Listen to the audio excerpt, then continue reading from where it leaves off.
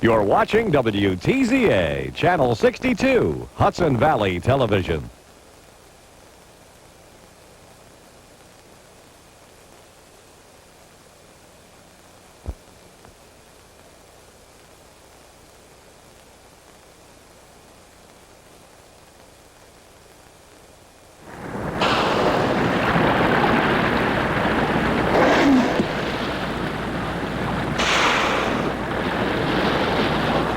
To the ancient mariner, the first glimpse of a whale's exploding breath must have evoked sheer terror, the fear of an immensely powerful being surfacing from the depths of the underworld.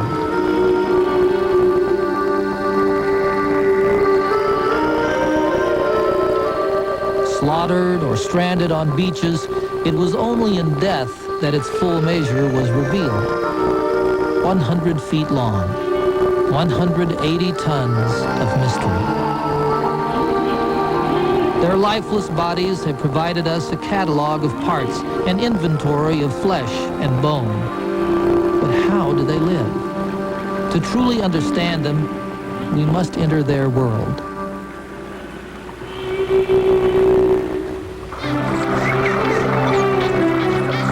"40 miles off the Bahama coast, Cousteau divers are joined by a pod of wild spotted dolphins. Theirs is a highly social existence, individuals bound to one another in a complex web of relationships.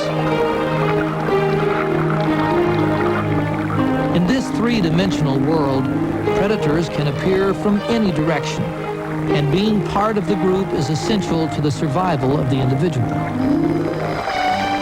Navigators, guardians, hunters, and teachers, each has a social role which benefits the pod.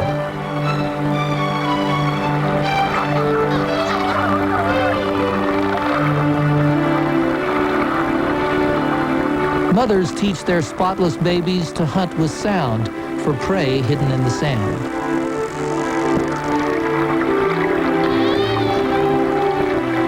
Each youngster learns its own unique whistle, an acoustic signature which identifies the individual within the extended family. Communication and cooperation are as vital in this environment as is their link to the world of air. Even the synchrony of their rising together to breathe reinforces their bonds to each other. But despite the serious nature of their social roles, they all have time to play.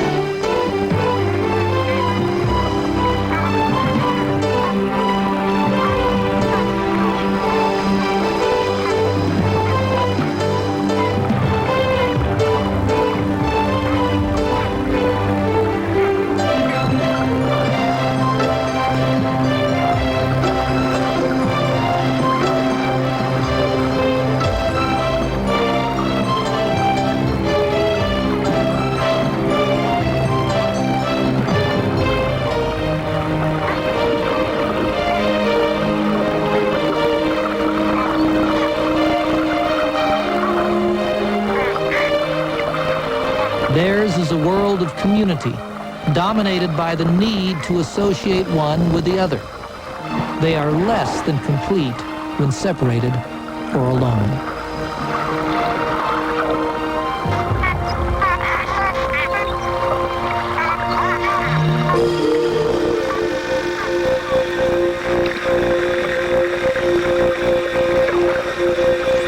An exception is JoJo, a lone bottlenose dolphin whose solitary behavior is a mystery. Since 1980, he has regularly sought human companionship at a busy Caribbean resort. What is the explanation for such a maverick?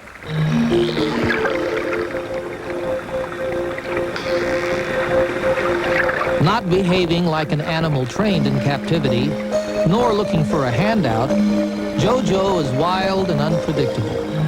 If touched, he responds with a nip or a tail slap.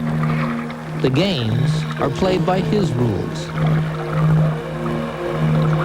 It's JoJo who seems to be on vacation as he mimics the divers and their bursts of bubbles.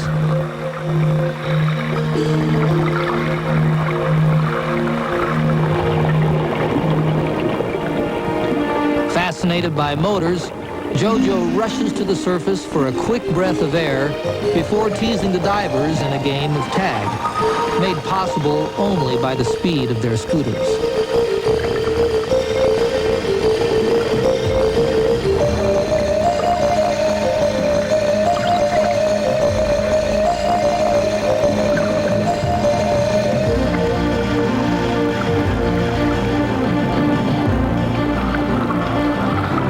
His body bears scars from life-threatening encounters with boat props and jet skis. But JoJo is irresistibly attracted to the mechanized toys of modern civilization. Does he roll in imitation of the scooter's whirling props?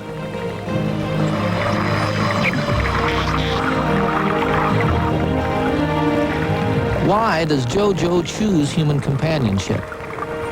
Does simple curiosity draw him to us as we are drawn to him? Or does strict dolphin society demand conformity and drive away the eccentric?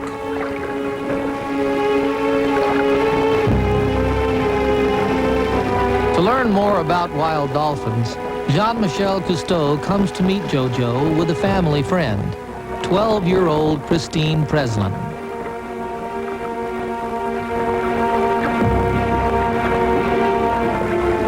Despite our short time with JoJo, his behavior shows us that even the lone renegade must follow certain dolphin rules. We find ourselves participating in an impromptu experiment. Christine enters a cave in the reef and waits for JoJo to follow. We suspect he won't swim under anything that blocks his access to the surface.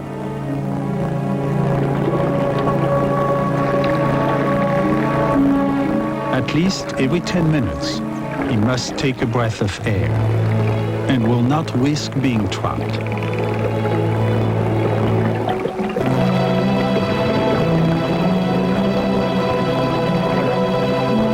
He waits in obvious agitation, almost scolding such foolishness, then leads her to light and life.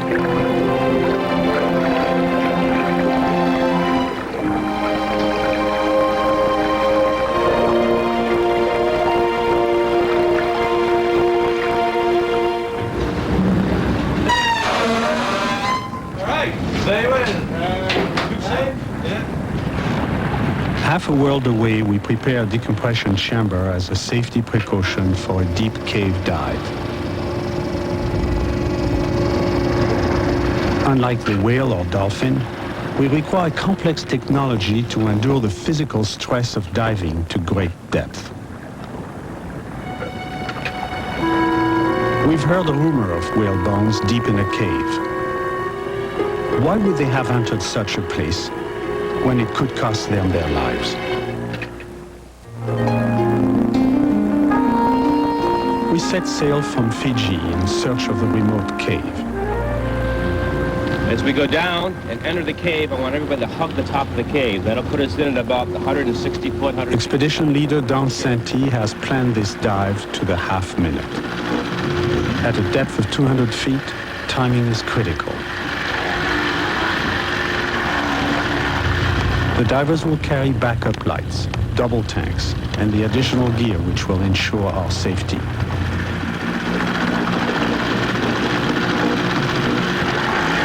We will be diving under 6 atmospheres of pressure and in complete darkness. There is no margin for error.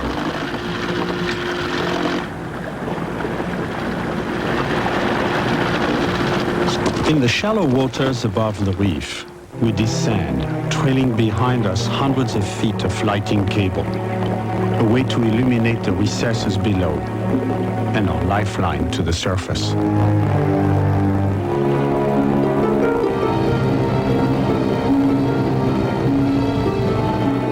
The massive reef drops below us. At 160 feet, we locate the entrance, a gaping hole 50 feet across.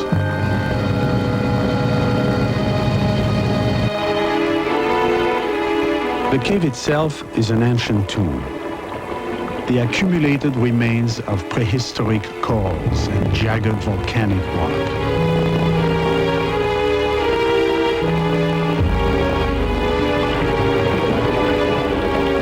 As we go deeper into the twisting labyrinth, the thought of whales entering these constricted tunnels becomes more and more a puzzle. Was it curiosity? Were they chasing food? It seems a home only to scavengers.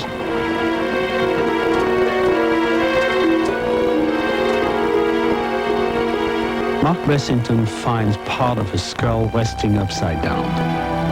Its ghostly stare comes not from eye sockets, but from holes for muscles that once closed powerful jaws. In this cramped space, the whale surely would have drowned. Buried in the rubble are other bones. Blessington reverses direction, something a whale is unable to do. Perhaps an explanation of why the cave is such a deadly trap. He continues the macabre search.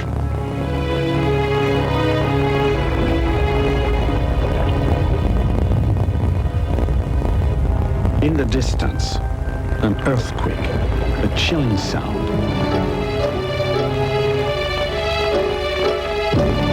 Is it possible the whales were cut off from life, trapped in a sudden moment of geologic change?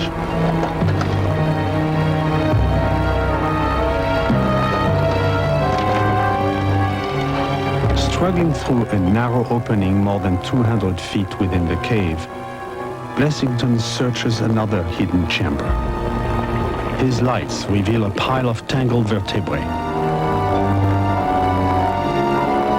Above, on the ledge, rest more skulls.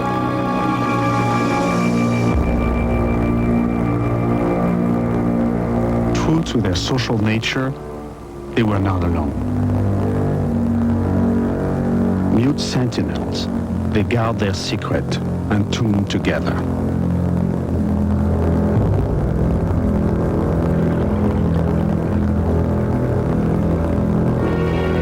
From photographs, we solve one mystery. The bones are identified as pilot whales.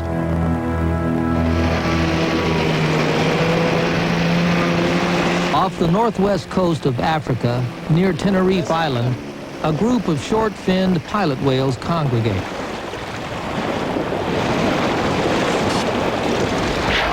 To study the behavior of animals that live in the open sea, this is the perfect natural laboratory.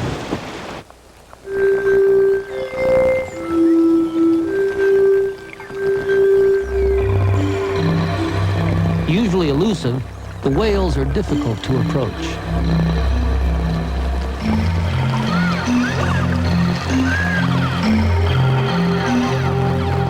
Called whales, they are actually large dolphins, 20 feet long and weighing up to 3 tons.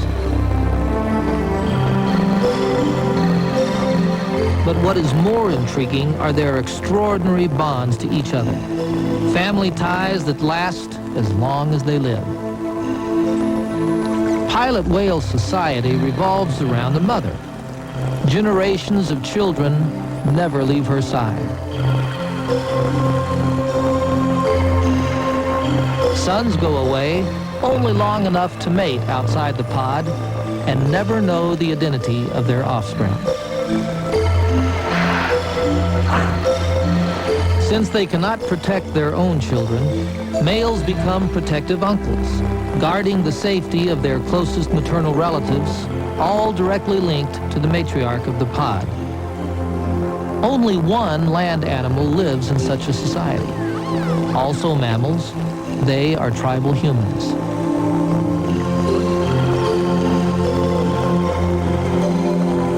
I understand why, for them, separation from each other is unimaginable in this wild expanse. In a world where sound will carry when sight is obscured. Voices are their link, their contact with each other.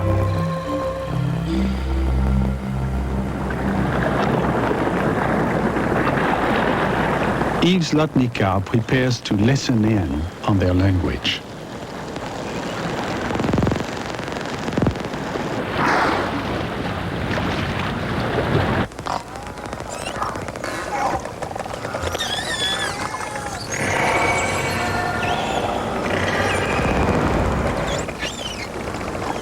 Do they use sound to coordinate hunting as they spread out to locate prey?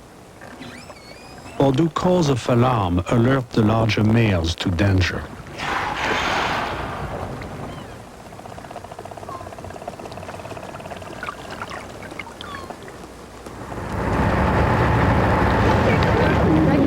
Now they face new threats.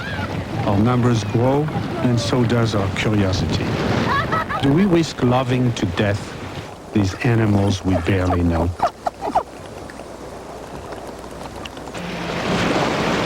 In a heavily traveled area off the coast of Hawaii, unusually bold pilot whales approach a zodiac. As the boat stops, so do the whales. Lisa Cousteau enters the water while her companion films the interaction. You've gone through a very unique experience. Those people who have never had a chance to approach these animals so close, and in your case, you were able to really get very, very close. Any idea why they were doing this? The only thing, and this is strictly speculation on my part, is that they were in their social hour. They were not feeding. When I got in the water, this large male came right directly up to me and stopped. And was just looking at me, and I was looking at him, a lot of eye contact. Then the unexpected happens.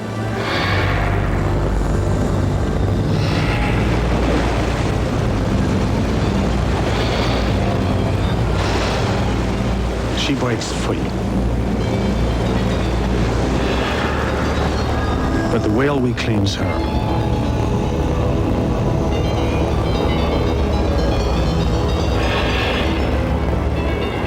Do you think that he sensed that something was wrong with you? Yes, I do. I'm sure I was projecting a lot of fear because I could not breathe, and I think he sensed that. If I hadn't gotten up probably in the surface in the next couple seconds, I don't think I would have made it. An attack or affection gone wrong? What is their true nature?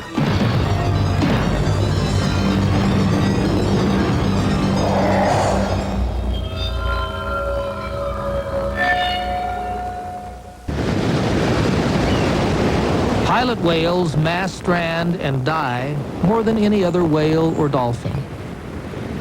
Why? Cousteau seeks answers from Dr. Charles Mayo of the Center for Coastal Studies. From this point, several miles each side is the area where most of the stranding on Cape Cod occurs, and in fact, probably most of the stranding in the Northern Hemisphere. Do you have any explanations as to why they strand here? At our present state of knowledge, we don't understand either the phenomenon of stranding, what brings them to the beach, or, quite honestly, the prognosis for animals that are on the beach. We're recording a stranding here. Going onto the beach. Can we get in front of them? Yell and scream or something! Mayo's video camera documents the action. A useful tool for the scientist, the video can later be analyzed in a less frantic moment.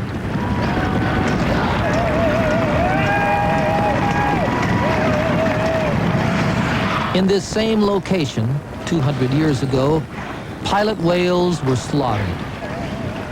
Now volunteers desperately try to drive them back to sea.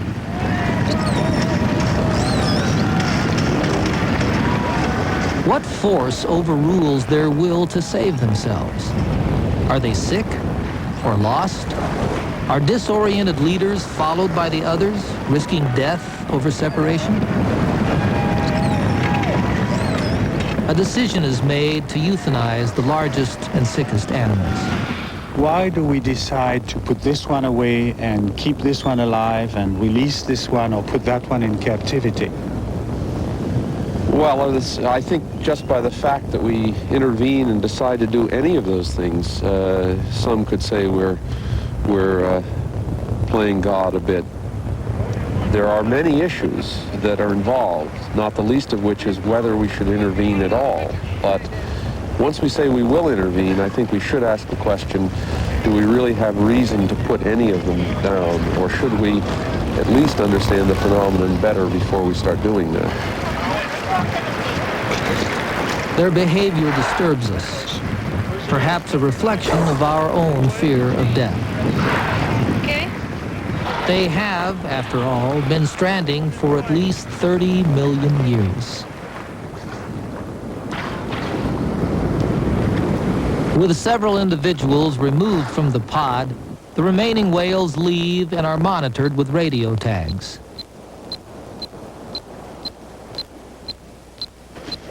They are tracked for 2 weeks in a rare and successful rescue of stranded whales from the beach.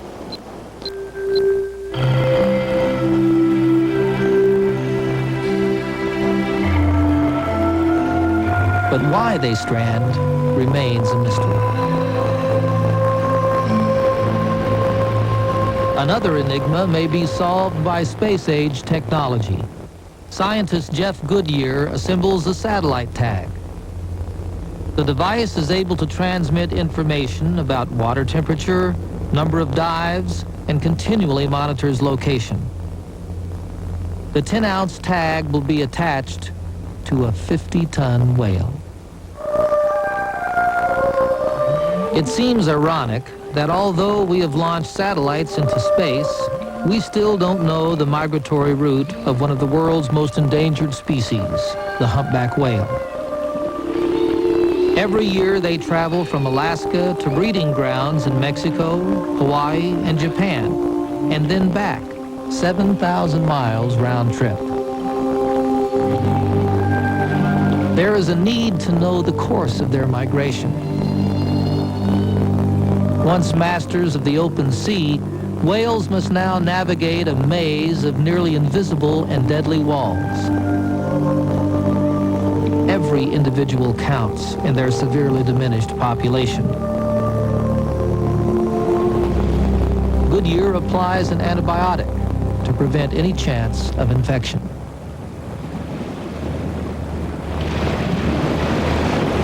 A crew from 7 nations will study this cosmopolitan whale off Mexico's Socorro Island.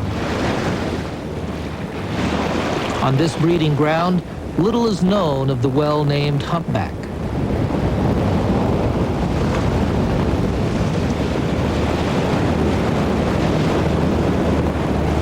Competing to mate, bull males explode from the sea.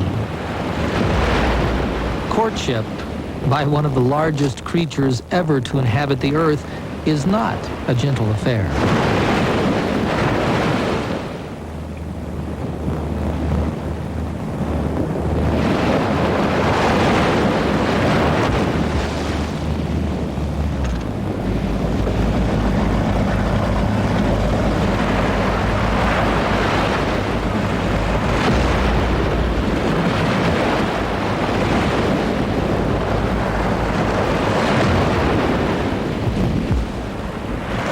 Placing a tag in a whirlpool of whales is almost impossible.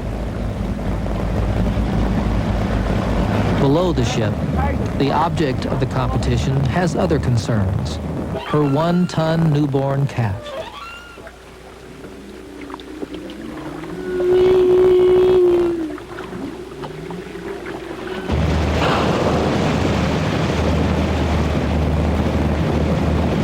A visit from such innocent new life charms us, but we are concerned for its safety, so close to our boat. A tiny breath, then the infant returns to its massive mother, immersed in the songs of ardent suitors. In this dense liquid medium, the whales feel sound waves as well as hear them. Epic arias which may caress as well as carry meaning. Whether to attract a mate or intimidate a competitor, they all sing the same song.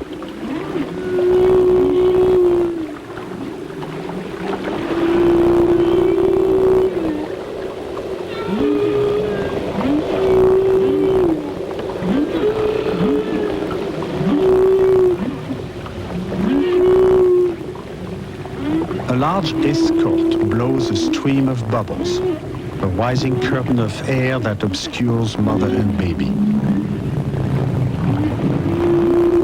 30 years ago, we knew how to hunt them to near extinction. But how do we assure their safe passage into the 21st century?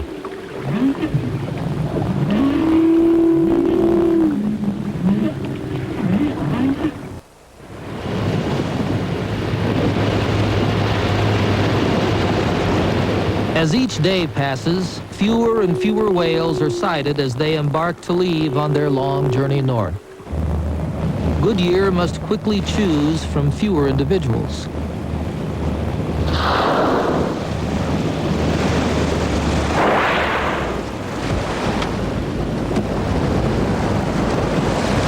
The first tag is a test of the attachment apparatus that will carry the satellite device and contains a VHF transmitter. Whales up. 5 beeps at 13:00:01. The crew follows the whale into the night. Whales up. 8 beeps, 18:58:20. Probably a kilometer off, just right off the bow. Over. It is the first time a Pacific humpback is tracked for depth. 5, okay, read you 11 clear, thanks. Thought to fast in southern waters, the whale dives to nearly 400 feet, deep enough to find prey. Unexpectedly, the signal stops, and the whale disappears out of range, the only Socorro whale to be tagged. Having eaten little, if anything, while breeding and calving, the whales have migrated north to feast in nutrient-rich waters. Most will spend approximately 6 months, from June to December, refueling for the season ahead.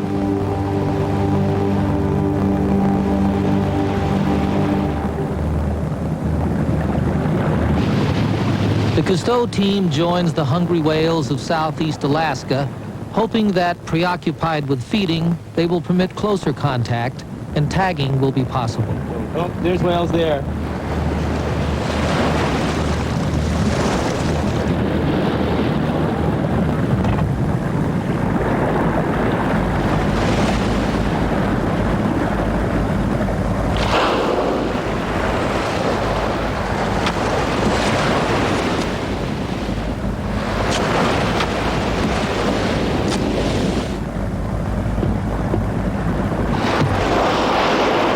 Breath brings the tags to the surface, where transmitters beam the whale's exact location to an orbiting satellite and back to Goodyear.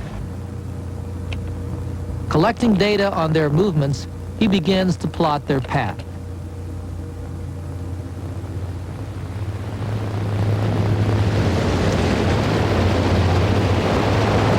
The tagged whales stay nearby on the feeding grounds, following schools of fish. Sand lance and herring also engaged in their own feeding frenzy.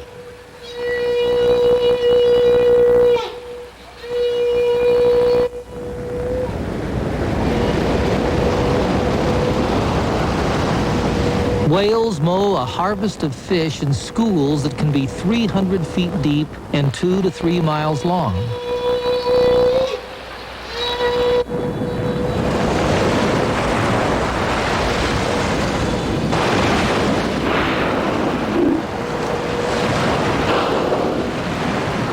Gaping mouths encompass 2 tons of fish and water per mouthful, filtered into a ton of food eaten every day.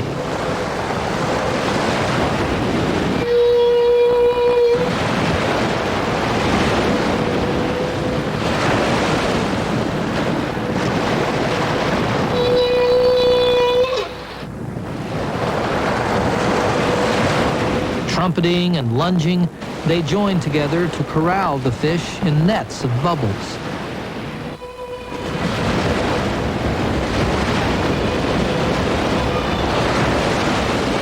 The seas, small and abundant, sustain the planet's largest.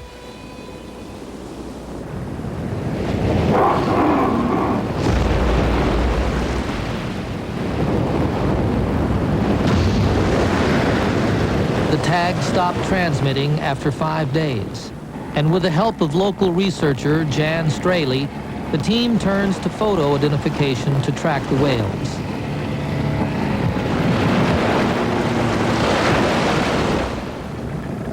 Joined by Jorge Urban with his knowledge of the Socorro whales, they meet to compare photo IDs. For me, it looks very similar to the ones we saw this. We saw this whale today. To follow an international whale, researchers cross human borders of language and diplomacy to share information. She was up further north. The patterns of the 12-foot flukes are as individual as human fingerprints.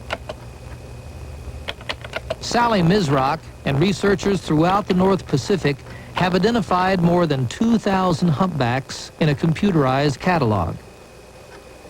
Worldwide, this program represents the largest tracking study ever attempted on a free-ranging mammal. Comparing fluke photos from different locations, a match is made between Alaska and Hawaii. Eventually, satellite tagging may reveal their migratory pathways. But a deeper mystery is how humpback whales navigate thousands of miles in open seas. They may sense magnetic fields or follow the position of sun and stars. Perhaps they're guided by the topography of undersea canyons and mountains. Passing through various latitudes, do they sense changes in seawater, temperature, or taste? Also in undersea currents, flippers extended in aquatic flight. It remains their secret. In Hawaii, we witness an urgent ballet of lust. 14 bulls pursuing one elusive female.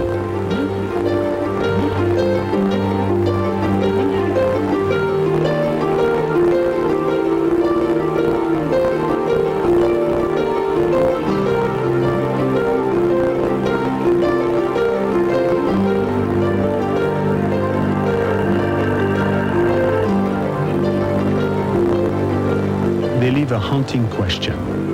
With such a desire to reproduce, why after 30 years of protection are they still endangered?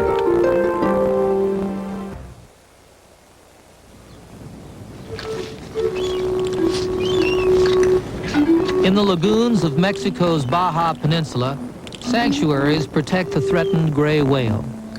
Banned from casting their nets during the breeding and calving season, local fishermen have turned their bad fortune into good business. Whales are now more valuable alive than dead, especially with a boat full of tourists.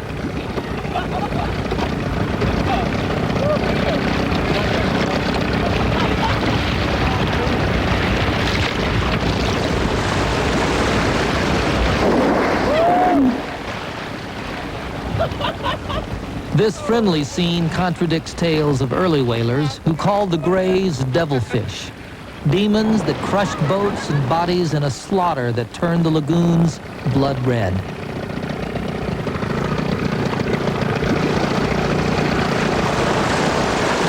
The reckless hunt began in 1857 when Charles Melville Scammon sailed into a breeding lagoon and described whales huddled together so thickly that it was difficult for a boat to cross the waters.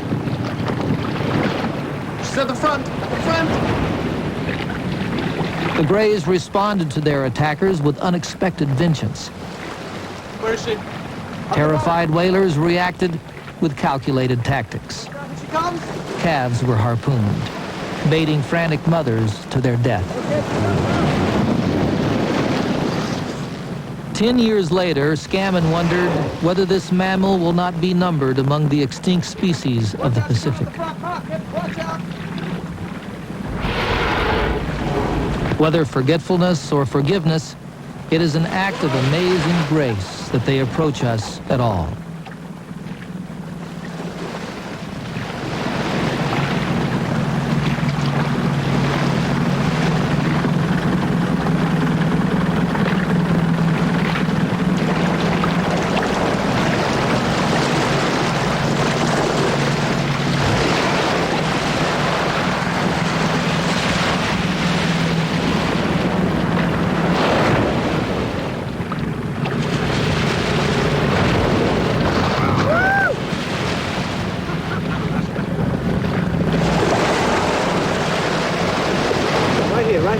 The phenomenon of the friendly whale may be more a change in our behavior than in theirs.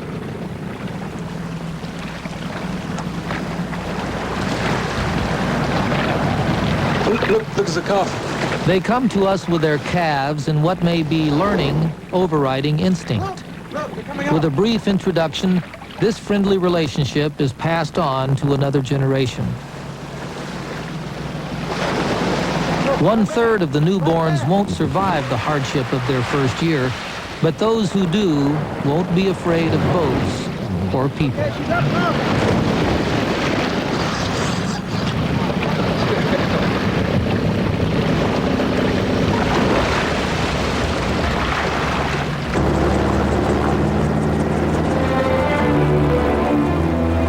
At sea level, it's impossible to see the growing concentration of gray whales in Baja. Cousteau takes off on an aerial survey to observe the whales and to record their numbers high over Magdalena Bay, the first lagoon to be decimated by the early whales. 50 years of international protection have worked. I count 56 grays. The lagoons of Baja are again filled with life. They are the first great whale to be taken off the endangered species list. Will their new status revive international arguments over whether to resume the hunt? Or is this a second chance for us to finally get to know them?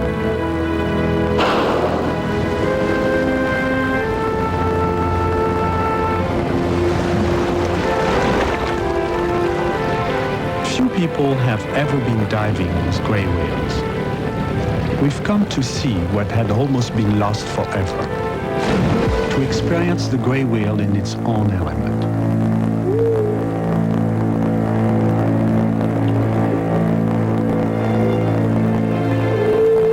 The first view is dreamlike, a landscape of whales.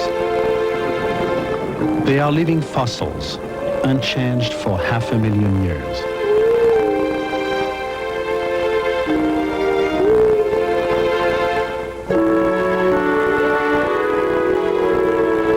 We come across a whale head down in the sand. Is it feeding, or sick, or about to give birth? Knowing so little of its natural behavior, we can only bear witness.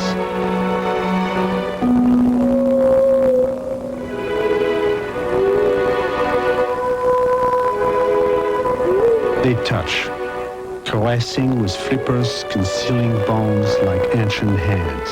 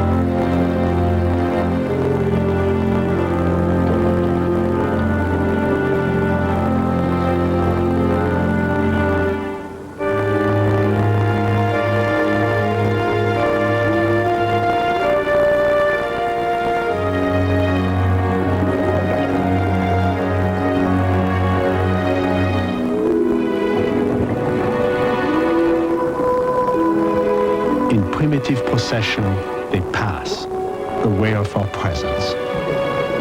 Caught in their gaze, we understand what we share.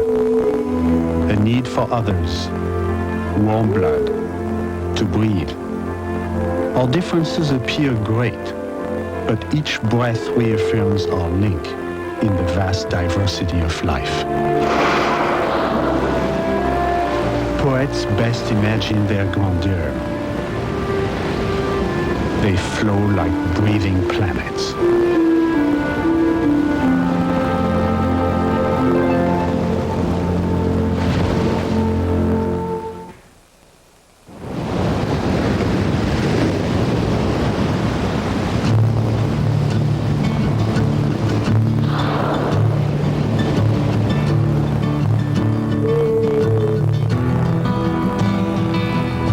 One hallmark of intelligence is a range of activity beyond mere survival. Culture, communication, recognition of the individual, and play. These are characteristics we generally reserve for ourselves, but we are not alone. In Baja, the whales are surfing.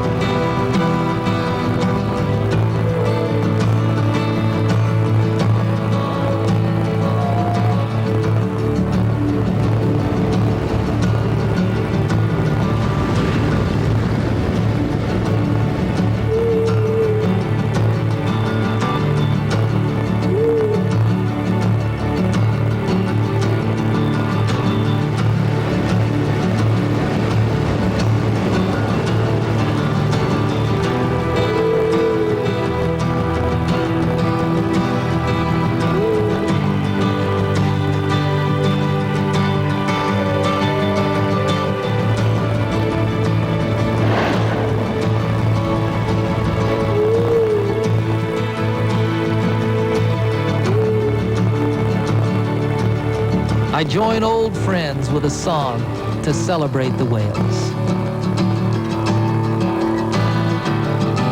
She is just another creature, mother to a gifted child, giving life to life, forever, forever free, running wild, running with a brighter vision, singing with a clearer voice, dancing on the open water, each and every one rejoice, each and every one together sing in peaceful harmony, for ourselves and for each other, for the earth and for the sea. Through a liquid-looking glass, we have seen complex lives that mirror our own. Individuals in cooperative societies, kindred spirits we've barely just met. Our numbers increase, and in our massive wake, theirs decline. Can we protect what we do not yet fully understand? The lingering mystery may be not their nature, but our own.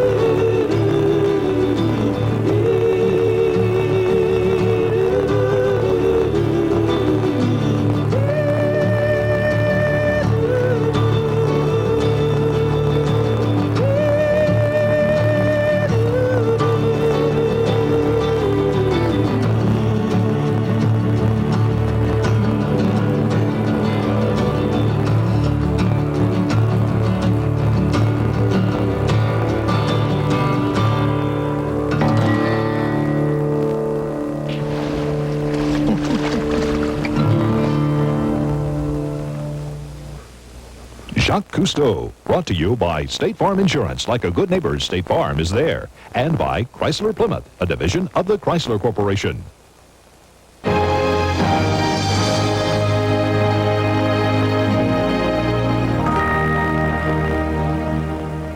Chilakas.